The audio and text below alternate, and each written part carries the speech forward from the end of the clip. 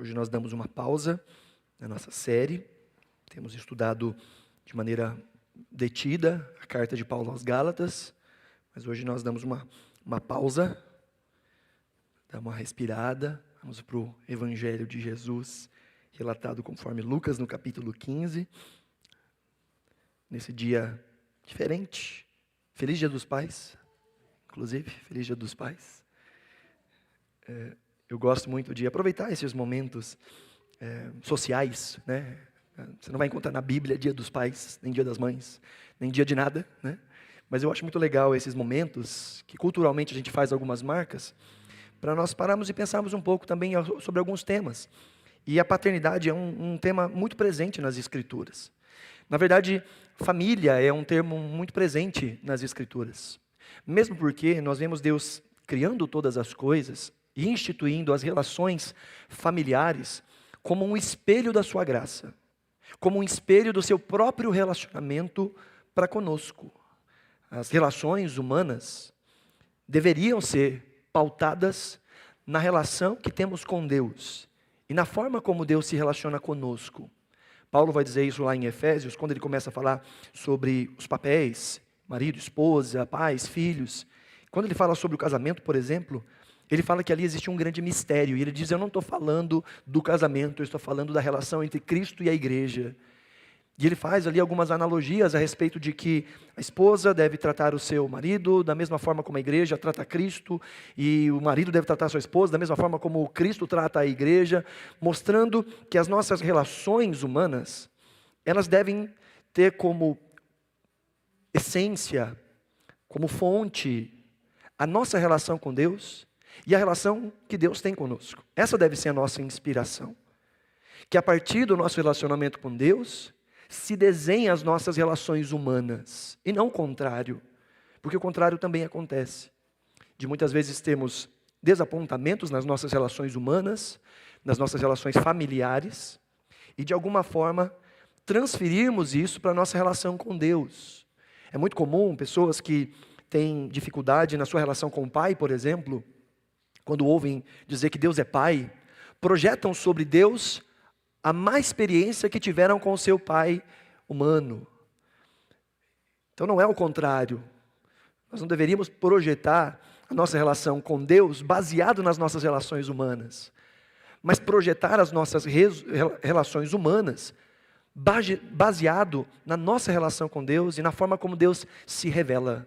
Porque afinal Deus nos criou de maneira distinta, homem e mulher, com papéis distintos, uma relação distinta, para mostrar relances da sua graça, para mostrar partes do seu caráter, que se tornam mais acessíveis, mais reconhecíveis, à medida em que nas nossas relações humanas as coisas estão equilibradas.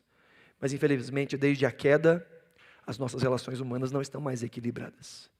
Desde a queda, nós não nos tratamos como deveríamos tratar. Desde a queda, pais e filhos estão em guerra, maridos e esposas, irmãos. Desde a queda, cada centímetro da nossa existência foi tocado, foi quebrado, e as coisas não são como deveriam ser.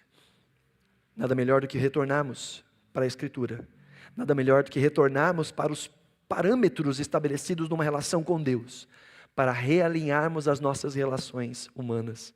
E é um pouco sobre isso que nós vamos pensar nessa noite. Eu queria te convidar a orarmos antes da leitura do texto. Te louvamos, ó Pai, pela Tua presença em nosso meio e pela Tua presença em nós, que nos guia, pelo Teu Espírito que habita o Teu povo, que habita a Tua igreja, e pelo Teu Espírito que nos guia a toda a verdade.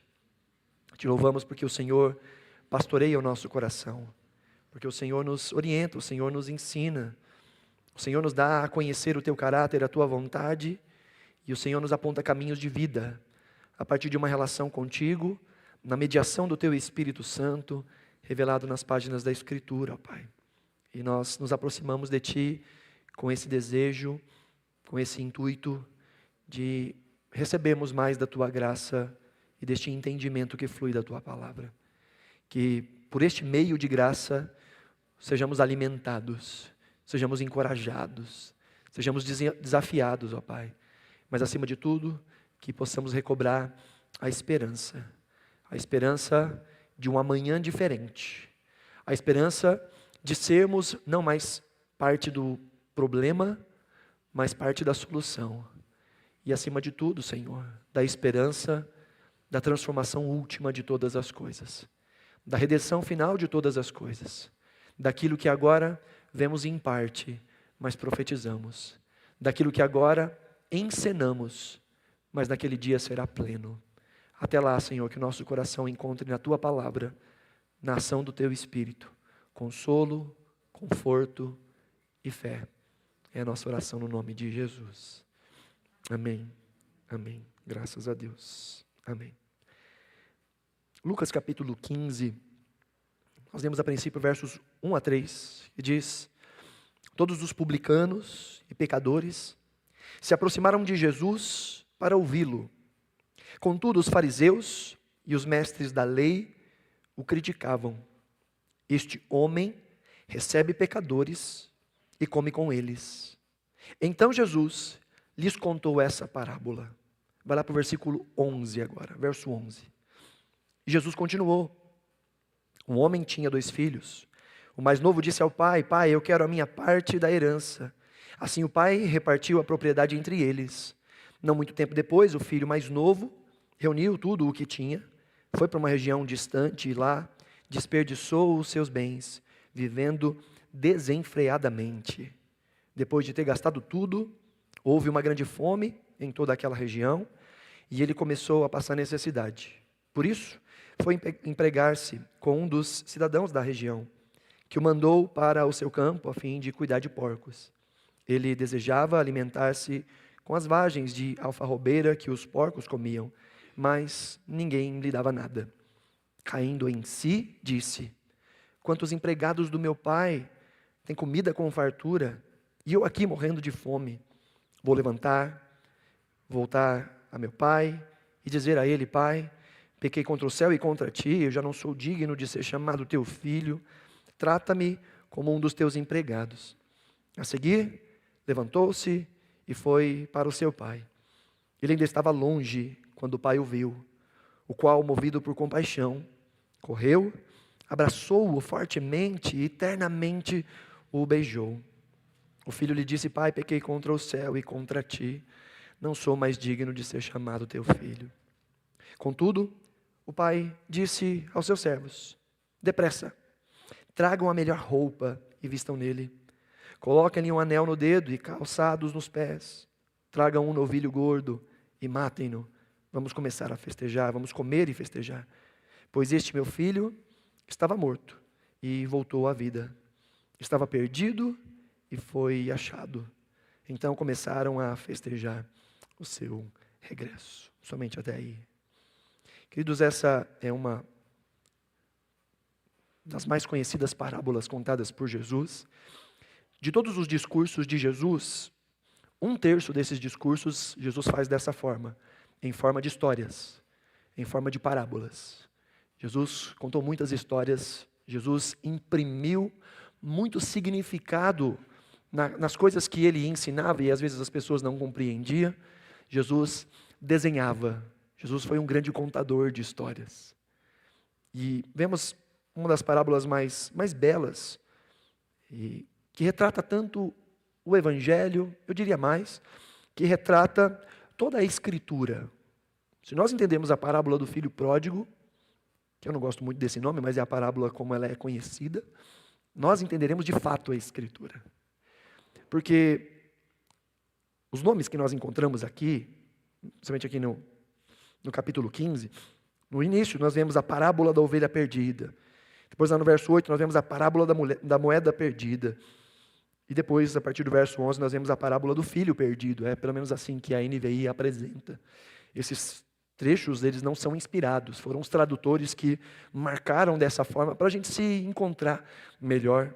E aqui é um bom exemplo de quando os textos dados pelos tradutores mais atrapalham do que ajudam. Porque embora assim nós vemos a ovelha perdida, a moeda perdida e o filho perdido, essas parábolas não são sobre as coisas perdidas. Essas parábolas são a postura, ou sobre a postura, daquele que encontra. A melhor forma que nós poderíamos, e essa é a minha forma de pensar, de chamar essas parábolas, seria a parábola do pastor, a parábola da mulher diligente e a parábola do pai generoso. Porque o foco está na ação daquele que busca, encontra e festeja aquilo que é valioso e que por algum motivo foi perdido. São parábolas que vão escalonando, e como nós vimos no início aqui nos versos 1 a 3, essas parábolas são contadas por Jesus em resposta à postura dos fariseus ao contemplarem como Jesus se assentava à mesa com pecadores e comia com pecadores. Na mentalidade hebraica, judaica, comer com alguém é se tornar parte da mesma essência desse alguém. Comer com um pecador é necessariamente participar do pecado desse pecador. Tocar em um pecador é se tornar impuro. Tocar naquilo que um pecador tocou é considerado impuro. Ao ponto de que os judeus, os fariseus, daqueles mais radicais, quando passavam por um samaritano ou por um gentil, se apertavam em suas vestes, para que nem a barra das suas vestes tocassem um pecador, porque achavam que tocando num pecador se tornariam impuros. Que dirá comer com essas pessoas? E eles contemplam Cristo assentado à mesa, comendo com publicanos, que para eles era a mesma coisa que os párias da sociedade, comendo com pecadores. E Jesus então lhes conta essas 3 parábolas, para dizer o motivo pelo qual ele estava assentado à mesa, comendo, festejando com aquelas pessoas. São 3 as parábolas, e elas vão escalonando, né? Elas vão se tornando mais profundas, e por que não dizer mais complicadas, pelo menos na mentalidade dos mestres da lei. Na primeira parábola, se perde 1% do que se tinha. Eram 100 ovelhas, uma se perde, mas o pastor diligentemente vai atrás. Na segunda parábola, se perde 10%. Eram 10 moedas, uma se perde. Na terceira parábola, parece que se perde 50%. Eram 2 filhos e um se perde. Mas quando a gente chega no final da parábola, a gente vê que na verdade os 2 filhos estavam perdidos. A diferença é que um foi para longe, o outro ficou em casa, mas nunca se entendeu como filho. E a parábola mais desafiadora que nós temos aqui é de fato a parábola do filho pródigo. Ela é uma das mais detalhadas que nós encontramos na Escritura. Jesus conta pontos e pontos. É uma parábola extensa, bem descrita, e por que não dizer, bem estranha, bem esquisita, aos moldes dos pensamentos religiosos da época de Jesus.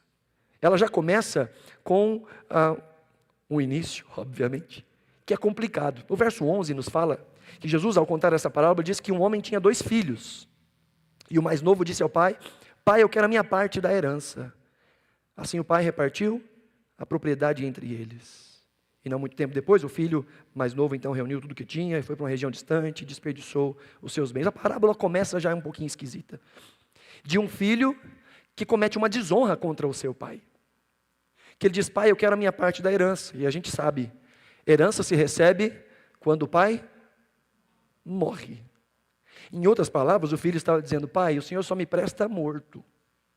Eu já te matei no meu coração. Então, enquanto o senhor não morre, já vamos adiantar esse processo. Eu quero as coisas que o senhor tem, e não quem o senhor é. Não um relacionamento contigo. Pai, me dá a minha parte da herança.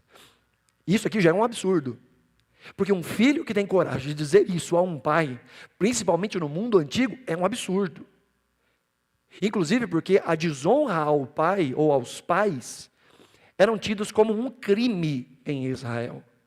Ao ponto de que o pai poderia levar o filho até o centro da vila e dizer a todos: este me desonrou. E eles tinham prerrogativas para apedrejar aquele filho. Então já é um absurdo um filho que tem esse tipo de relação com o pai no mundo antigo, dizendo: pai, eu quero minha parte da herança. Mas há algo ainda mais absurdo. O pai dá. O pai não o deserda, O pai não o expõe, o pai não o esbofeteia, o pai dá. Veja, esse é o contexto imediato.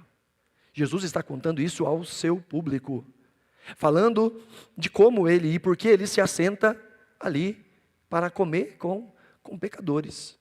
E vemos então essa história de alguém que busca autonomia, de alguém que deseja de alguma forma viver longe do pai, e o pai aqui permite, dividiu a herança.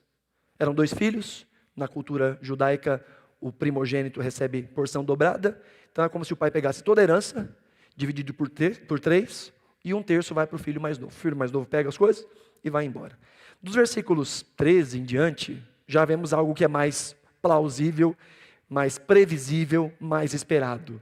O filho pega tudo aquilo, e porque desonrou o seu pai, quebra a cara, se machuca, gasta tudo, vem fome, vem desgraça sobre ele. Ele é vítima não só dos seus próprios caminhos, como também é acometido por algo que vem sobre ele, que está fora do seu controle. Vem uma grande fome sobre a cidade. Mas está certo, desonrou o pai, tem que ter desgraça mesmo. Tudo bem, os fariseus, tudo bem. Desonrou os pais, previsível. Mas a parte mais complicada é do versículo 17 em diante. Quando cai em si este jovem, ele diz: eu vou voltar para o meu pai, e eu vou dizer: pai, eu fiz tudo que é errado, tudo bem. E eu vou dizer: pai, eu pequei contra o céu, pequei contra ti, eu já não sou digno de ser chamado teu filho, me trata como um dos teus empregados. Na mente dos fariseus, tudo bem, faz parte. Ele vai conquistar agora um novo relacionamento, ele vai conquistar aquilo que ele perdeu. Está certo, ele tem que voltar mesmo arrependido e reconhecer e trabalhar até que ele ganhe novamente a confiança do pai, até que ele pague toda a dívida que ele tem com o pai. Aí sim ele pode restaurar o relacionamento. Mas o que acontece é algo completamente diferente. Nós vemos um pai que o recebe, nós vemos um pai que o abraça, nós vemos um pai que o veste, nós vemos um pai que restaura a sua identidade. E isso na cabeça dos fariseus não faz sentido. Como um filho tem coragem de falar isso com um pai? Como um pai pode partir a herança e entregar para o filho? E como que um pai pode receber um filho impenitente, ou melhor, um filho gastador, que se diz arrependido, mas que ainda não fez nada para provar o seu arrependimento, ainda não construiu nada para pagar? Como que um pai não primeiramente o esbofeteia publicamente, não primeiramente diz: está vendo o que acontece, não primeiramente não lhe dá um sermão? Como que um pai, depois de ser publicamente humilhado, recebe e dá honra a um filho? Não faz sentido, não faz sentido. Isso traz desconforto. Sabe que essa parábola não fala apenas da história de redenção de um indivíduo. Essa parábola fala de nós. Essa parábola fala da humanidade. A humanidade é exatamente isso. O Tim Keller, ao comentar essa parábola, ele diz: a mensagem da Bíblia é que a raça humana é um grupo de exilados tentando voltar para casa. É isso. É sobre nós isso aqui. Isso desde o Éden, desde o Gênesis, em que o pai bondoso, rico, cheio de dádivas, vê o seu filho ou seus filhos buscando um caminho de autonomia, indo contra a sua autoridade, dizendo: eu quero viver do meu jeito, não quero ouvir o que o Senhor tem a dizer, eu quero conhecer o bem e o mal por mim mesmo, quero definir o bem e o mal por mim mesmo. E eles experimentam então o exílio. E nesse experimentar o exílio, todos nós estamos nele, temos saudade de casa, temos saudade do lar. E isso resume a nossa vida. Desde que nós estamos nessa peregrinação do lado de cá, nós sentimos falta da casa, nós sentimos falta do lar. Um lar que nós nem sabemos muito bem como descrever. Mas essa é a estrutura da vida humana, do início ao fim. Essa esperança de uma vida melhor, com base na autonomia e no distanciamento de Deus, que se prova uma grande decepção e que nos coloca nessa saudade de algo que nós nem sempre sabemos descrever. Todo ser humano é assim. tenta projetar e tenta construir aquilo que ele perdeu. Toda a segurança que ele tinha na presença de Deus e no relacionamento com Deus, uma vez que isso se perdeu, agora nós estamos nesse caminho de autonomia, tentando construir para nós esses lugares de descanso, esses lugares de pertencimento, esses lugares de completude, esses lugares de vida, em todos os sentidos, esses lugares de pertencimento, desde que nós fomos expulsos deste lugar. Frustração e saudade definem a jornada do exílio. E essa é uma história que acontece repetidas vezes na Escritura. Essa ideia de nós passarmos a vida toda tentando recriar o lar que a gente perdeu. O lar que só existe na presença do Pai. E nós vemos isso acontecendo com Adão e Eva. Depois nós vemos isso acontecendo com Caim, que também negligencia a voz do Senhor e é exilado. Nós vemos Jacó, que engana o seu pai, engana o seu irmão e vai viver anos exilado. Nós vemos José sendo arrancado da sua família pelos seus próprios irmãos e vivendo exilado. Posteriormente, por causa da fome que veio sobre toda a terra, nós vemos Jacó e todos os seus filhos indo para o Egito viver exilados.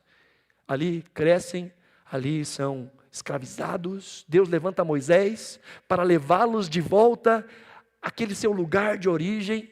E essa é uma expectativa, essa é uma esperança, esse é um desejo, retornar para as nossas origens, retornar para o lar. E essa história de retornar para o lar é um assunto recorrente nas Escrituras. Mesmo neste lugar, nós vemos Davi ungido como rei, exilado, fugindo de Saul. Depois Davi já rei, exilado, fugindo do seu próprio filho. E por último, o que nós vemos é Israel buscando uma voz de autonomia, virando as costas para Deus e sendo exilado novamente para a Babilônia. E na Babilônia, com desejo de voltar a Sião. Na Babilônia, com desejo de voltar a Sião. Essa é a história. Story of my life. A história das nossas vidas. A história da sua vida. Desde a queda, nós estamos nessa busca de volta a Deus. Esse é o contexto amplo. E o que nós vemos nessa história, não é só a história que se repete. O que nós vemos nessa história contada por Jesus, é a história de uma graça real e de uma esperança real. A história de que todas essas buscas, todos esses desejos, culminam em algum lugar. O que nós vemos nessa história é a história daquilo que o bom Pai fez, faz e fará. Essa história é sobre isso. E podemos contemplar o caráter desse Pai. Neste domingo em que fazemos menção e celebramos o Dia dos Pais. Eu não disse, mas o tema dessa mensagem é um Pai para quem podemos voltar. E aqui nós vemos exatamente isso. Um Pai que deveria ser, para todo pai, uma inspiração. Deus deveria ser o nosso alvo, o nosso modelo, de novo, para que as nossas relações fossem definidas. Para que a relação interpessoal fosse definida na relação de Deus conosco, da forma como Deus se relaciona conosco. Porque o que nós vemos aqui é um pai, primeiro, que não poupou o amadurecimento do seu filho. Olha o que diz o verso 12 novamente. O mais novo disse ao pai: Pai, eu quero a minha parte na herança. E o texto diz assim: o pai repartiu a propriedade entre eles.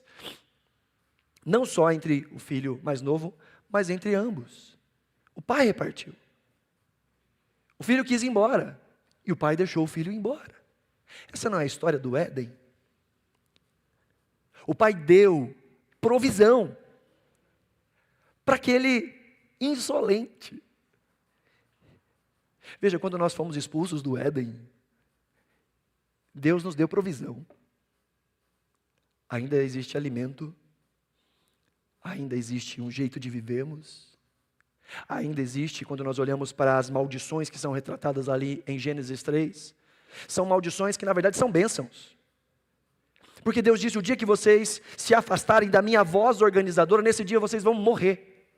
Completamente, morrer. Quando Deus vem trazer a eles as consequências, ele diz, olha, vai ter posteridade, vai ter mulher dando luz, vai ser difícil, mas vai ter. Olha, vai ter provisão, vai ter comida, a terra vai produzir, aquilo que era desde o início, vai ter, mas vai ser mais difícil. Vai ter cardos, vai ter abrolhos, vai ter muito mais esforço, mas vai ter comida, vai ter. Olha, vai ter guerra entre a semente da mulher e a semente da serpente, vai ter. Mas no final vai ter vitória. Mesmo debaixo da desobediência, ainda assim, um pai bondoso dá provisão para um filho insolente. Essa é a nossa vida. Mesmo quando caminhávamos longe de Deus, Deus ainda colocava comida à nossa mesa. Se estamos vivos hoje, bondade de Deus, graça de Deus, que nos acompanhou mesmo nos momentos em que nós não reconhecíamos a Deus, mesmo nos momentos em que nós deixávamos Deus de lado, mesmo no momento em que nós éramos contra Deus, inimigos de Deus, a graça e a bondade de Deus estavam lá, nos sustentando. E ainda hoje, quando de maneira insolente, nós nos voltamos contra a voz organizadora e contra a autoridade de Deus nas nossas vidas, fazendo as coisas do nosso jeito, ainda assim, a bondade de Deus e o suprimento de Deus sobre nós. Algumas pessoas perguntam, se Deus sabia que os nossos primeiros pais iam comer daquela árvore, por que colocou a bendita árvore no jardim? Por quê? Porque o amor fala exatamente disso, de voluntariedade, de escolher estar junto, de desejar estar junto. Se eles fossem forçados a amar, não seria amor. Ah, mas ele colocou lá e se fizer alguma coisa diferente da vontade dele, ele mata, ele destrói. Não, você não está entendendo. Não é Deus que traz coisas más para nós, porque nós nos afastamos dele. É que nós nos afastamos da vida. Não é Deus que faz algo ruim contra nós. É que nós nos afastamos daquilo para o qual nós fomos criados. Eu vi uma ilustração uma vez que eu achei ótima. É como se o oceano dissesse para o peixe, fica dentro de mim que você não morre. Se você sair, você vai morrer. Aí diz, nossa, que oceano possessivo, né? Que tipo de oceano é esse? Que não dá liberdade para o peixe viver do jeito que ele quer. Não tem a ver com isso. Aí o peixe vai lá para a praia, pof. Começa, não sei, quando a gente está na água se afogando, e quando a gente está fora, eu não sei o que acontece com o peixe, como é que a gente chama isso. Mas ele está morrendo lá na praia, está morrendo. Imagina dizer, por que o oceano fez isso comigo? Às vezes a gente trata Deus assim, né? A gente se afasta da fonte da vida, dá ruim, porque nós fomos criados para estar plugado na fonte da vida, dá ruim. E a gente fala, por que Deus está deixando isso acontecer comigo? Por quê? Por quê? Mas nós nos afastamos da voz organizadora, que trouxe ordem no caos. E aí passamos a ouvir as nossas próprias vozes, passamos a ouvir o nosso próprio coração e dá ruim. Porque nós fomos criados para viver em comunhão com Deus. Esse é o cerne da nossa vida. Mas esse pai não poupou o amadurecimento dos seus filhos e disse, se vocês querem ir, vocês vão. Toma aqui até provisão para ir, mas vai dar ruim. Mas é um pai, nós vemos no verso 17, que imprimiu marcas no coração do filho. Esse pai da parábola, ele é visto como alguém que imprimiu marcas no coração do seu filho. O verso 17 diz, caindo em si, eu gosto muito dessa expressão, caiu em si. Isso aqui é um retrato da conversão, né? A gente entende que está errado, a gente entende que está em pecado, a gente entende que a gente está longe, e aí a gente reconhece, a gente sabe que o perdão é possível, a gente busca de alguma forma aqui o nosso coração, um desejo de compensação. É assim que o nosso coração vai processando. Então eu tenho que sair dessa vida. E toma uma atitude, o filho faz tudo isso, ele diz, eu vou lá falar com meu pai, e o verso 20 diz que ele se levanta e vai. Ele vai. Mas o filho faz isso porque ele tem na memória um pai que é bondoso, um pai que é justo, um pai que é generoso. Ele diz, os trabalhadores do meu pai comem com fartura. E aqui isso é muito interessante, porque o dono das terras não tinha essa obrigação. Tinha basicamente dois tipos de trabalhadores. Aqueles que eram servos ou os escravos. Estes, o dono, o patrão, ele tinha que sustentá-los em todo o tempo. Eles tinham continuidade de cuidado, eles tinham que ser alimentados, principalmente em Israel. Havia leis muito rígidas a respeito de como se tratavam os trabalhadores nesse regime. Mas os que são de jornada, esses só tinham que cumprir o seu dia de trabalho e recebiam com base na sua produção. Nós vemos uma outra parábola em que o dono da terra chama alguém pela manhã, outro chama mais, aí depois chama um pouquinho mais à tarde, aí outro no final da tarde, e paga igual para todo mundo. E isso era o que acontecia. E aquele dono da terra que é mostrado nessa parábola era generoso, que pagou para todo mundo igual. Mas cada um recebia de acordo com a sua produção. Eles não tinham que ser alimentados. Mas a memória que este filho tem do pai é de alguém que era mais do que certo. Era generoso, era bom. Que dava, inclusive, alimento para aqueles que ele não precisava dar alimento. E fazia isso de maneira generosa. Isso faz ecoar nos meus ouvidos. Quando Jesus diz que o Pai faz descer chuva sobre bons, sobre maus, faz nascer o seu sol sobre justos, sobre injustos. Não tinha obrigação nenhuma de fazer isso, nem com os filhos e nem com os não filhos, mas Ele é generoso para com todos, nos alimenta a todos. Há um salmo que vai dizer inclusive que Ele alimenta os animais do campo. Ele é generoso. E o filho se lembra da generosidade do pai e diz: eu sei que há perdão na casa do pai.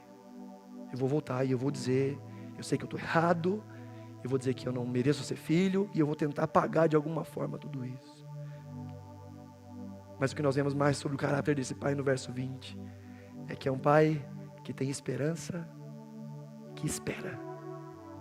O verso 20 diz que quando este jovem se levanta e vai ao encontro do seu pai, ainda ao longe o pai o viu.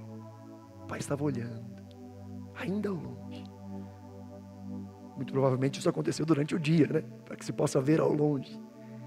Um pai que estava esperando. Um pai que estava esperando o retorno.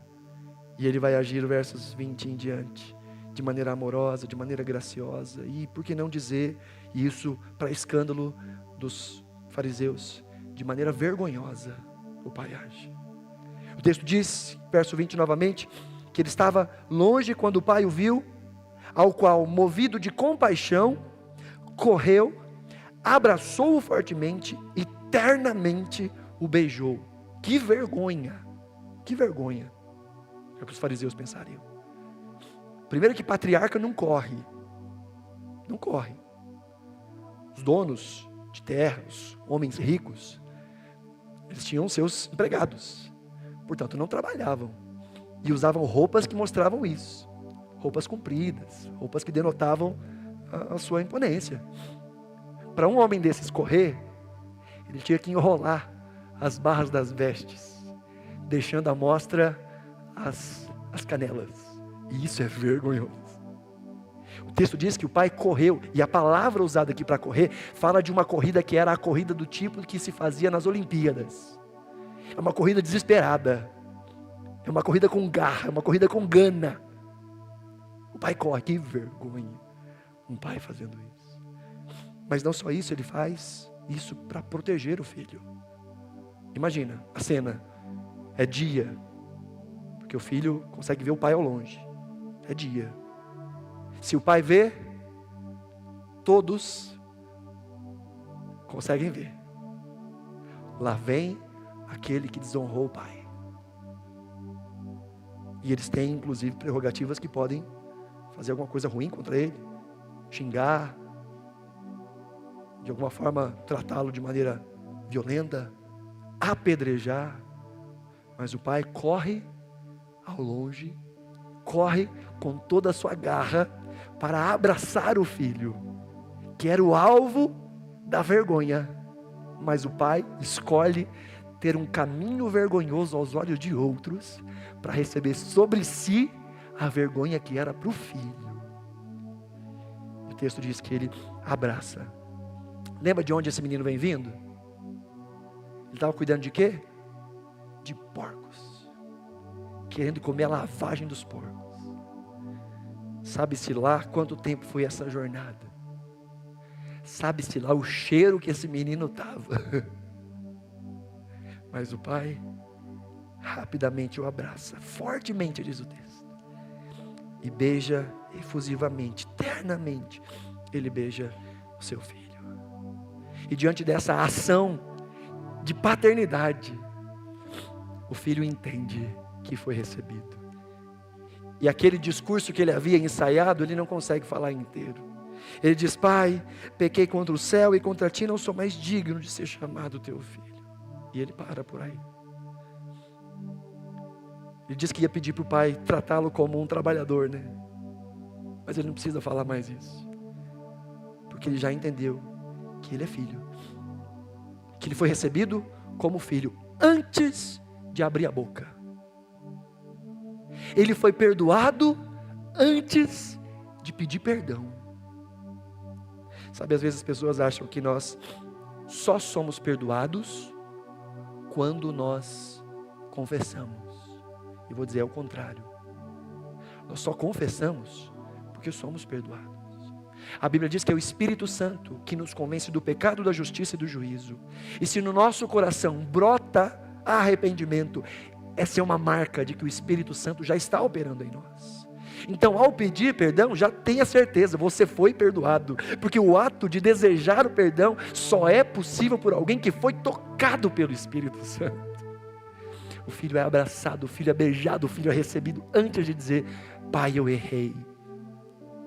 Esse é um pai amoroso, misericordioso, bondoso, que aceita o seu filho. Não só isso, depois desse discurso do filho dizendo: eu entendi, o pai diz no verso 22, contudo o pai disse aos seus servos: depressa, rápido, tragam a melhor roupa e vistam nele, coloquem um anel no dedo e calçados nos pés, tragam um novilho gordo. Aquela ideia de novilho gordo é o novilho cevado, é o novilho que é engordado, é um novilho que era separado especificamente para grandes festas e era engordado para estes momentos.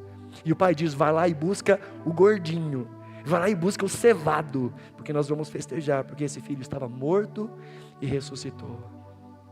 O pai restaura publicamente a dignidade do seu filho, põe sobre ele esses 3 elementos: vestes. A palavra que é usada é de um tipo de veste que era uma veste pomposa mesmo, uma veste de aceitação. A palavra que é usada para as vestes dos sacerdotes, para vestes reais, é a melhor veste, é a veste do próprio pai, é a veste de importância. É sobre o menino fedido, abraçado, amado, que ele põe as vestes de honra. Coloca um anel aqui era o anel da família, o anel que se selava as cartas, dizendo: você é filho e você tem autoridade de filho. Os calçados só eram usados pelos senhores, não pelos servos. E diz: coloquem, e olha que lindo, é o pai que veste. Ele não diz: traz as coisas aqui e deixa o menino se vestir. Não, é o pai. Ele diz: peguem a roupa e coloquem nele, peguem o anel e coloquem nele, pegue os calçados e coloquem nele, porque é o pai que nos veste, é o pai que nos dá identidade, é o pai que põe sobre nós o seu selo, é o pai. Com base no quê? As coisas que nós fazemos. O menino não teve tempo de fazer nada, nem de se dizer arrependido. Ele foi feito, foi coroado como filho. Aqui, a título de aplicação, sobre o contexto imediato. Quando os fariseus viam Jesus sentado à mesa, comendo com pecadores, o que eles viam eram os pródigos, os fétidos, os desonrados, e tinham nojo. Mas o que Jesus contemplava eram filhos que estavam mortos e foram ressuscitados. À mesa com Jesus estavam aqueles que outrora estavam mortos, mas que agora vivem. E por isso Jesus comia com eles, por isso Jesus festejava com eles, por isso Jesus celebrava, porque aquele que estava morto voltou à vida. Isso no contexto ali deles. No contexto mais amplo, nós podemos entender que nós somos os filhos pródigos, que muitas vezes escolhemos o caminho da autonomia, do distanciamento, do vou fazer do meu jeito, Tentamos criar ou recriar depois a expectativa, a esperança, o lar que nós perdemos. Tentamos encontrar fora do relacionamento com Deus coisas que completem a nossa vida e nos frustramos. Mas um dia, caindo em si, e a Bíblia diz que é o Espírito Santo que nos convence do pecado, da justiça, do juízo. Um dia o Espírito Santo abriu os nossos olhos. Abriu os nossos olhos para o pecado. Abriu os nossos olhos para enxergarmos que tudo aquilo que nós buscávamos lá fora só encontramos numa relação com o Pai. Toda a completude que nós esperávamos ter nas coisas que estão fora, nós só encontramos num relacionamento de profundidade, de amor com o Pai. O Espírito Santo abriu os nossos olhos. E nesse dia nós voltamos ao Senhor. Nós reconhecemos que tudo que nós buscávamos estava no Senhor. Nós reconhecemos que toda a fome, que todo o desejo, que toda a luta, que todo o desejo de pertencimento, que todo o desejo de aceitação, que todo o desejo de completude, todo o desejo de boa vida, que tudo isso está apontando para o lar que a gente perdeu, e esse lar só está na presença do Pai. Um dia o Espírito Santo abriu os nossos olhos e caímos na realidade. E nesse dia nós voltamos ao Pai. E o que nós encontramos não é o dedo em riste, o que nós encontramos não é um discurso moralista. O que nós encontramos é abraço, é aceitação, é filiação. Depois de tomar banho, agora é hora de ressuscitar. E o Pai nos lava. E o Pai nos limpa. Uma vez que somos reconhecidos como filhos. Aí a gente entra no processo. Aí a gente recobra os passos. Mas quando voltamos ao Pai, o que nós encontramos é um Pai que se submete à vergonha, para que essa vergonha não recaia sobre nós. Um Pai que experimentou em nosso lugar a vergonha. E diferente do filho pródigo, que encontrou um irmão que não celebrou. Diferente do filho pródigo que encontrou um irmão que julgou a ação do Pai. Quando voltamos a Deus, nós encontramos o irmão que foi um instrumento de Deus para tomar a nossa vergonha. Nós encontramos o Cristo humilhado na cruz, o Cristo exposto aos olhos dos fariseus, o Cristo que foi exposto à vergonha, tomando sobre si a vergonha que era minha, para que eu pudesse ser feito filho novamente. Quando nós voltamos para Deus, o que nós vemos é o irmão mais velho, que celebra o nosso retorno, que celebra a mesa. E aí a pergunta que fica é: como é que agora, diante de toda essa imagem, nós conseguimos desafiar a autoridade do Pai? Como nós, depois de entender tudo isso, conseguimos olhar para os caminhos que o Pai aponta como caminhos de vida? Como nós conseguimos, olhando para o que aconteceu, viver da mesma maneira? Viver rejeitando a voz, viver rejeitando o direcionamento. Como? A pergunta que fica é: como é que nós não buscaríamos viver debaixo da voz de Deus, uma vez que nós entendemos o que é que nos custou não ouvir a Deus? Como é que nós buscaríamos viver ou não viver espelhando esses valores nas nossas relações? Como? Uma vez que nós entendemos que nós fomos amados, que nós fomos abraçados, que nós fomos recebidos, como nós não podemos reproduzir isso nas nossas relações? E aí de novo eu volto à aplicação aos pais. E essa aplicação serve para todo mundo. Que as nossas relações humanas precisam ser mediadas e baseadas naquilo que Deus fez conosco. Deus que nos recebeu, Deus que nos aceitou. Por isso, os pais deveriam buscar ser assim como Deus é. Óbvio que é muito difícil. Óbvio que é impossível. Mas Deus deveria ser a fonte. Os pais deveriam olhar, e aqui é uma aplicação mais específica: busquemos em Deus um modelo de vida para instruirmos os nossos filhos. Os pais deveriam ser estes como este pai, imprimir marcas de amor, de generosidade, de perdão no coração dos filhos, para que quando não estiverem mais em casa, se lembrem da generosidade que viam no pai, no amor, na justiça, no perdão que viam no pai, para dizer: eu aprendi isso em casa. Os pais deveriam ser esses que cultivam a esperança, como pai que via ao longe esperando o filho voltar. E os pais, nós pais deveríamos ser esses que cultivam a esperança por meio da oração, a esperança por meio do desejo de que a graça de Deus esteja sobre os nossos filhos que estão ao longe dos nossos olhos.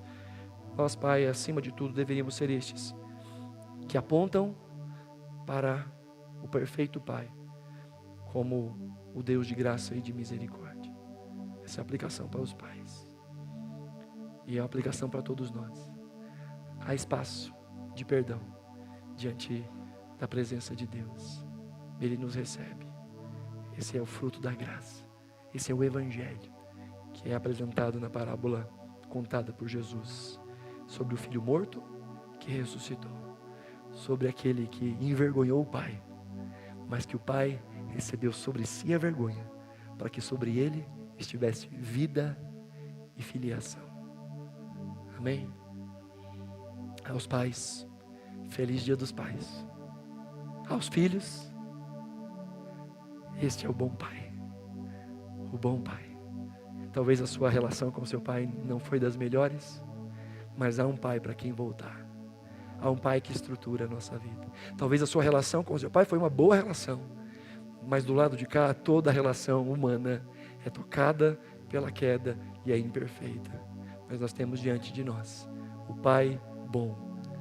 Esse nós podemos todos os dias, não só nos dias dos pais, voltar e se apresentar ao Deus que nos recebe. Se você puder, coloque-se de pé, nós vamos orar.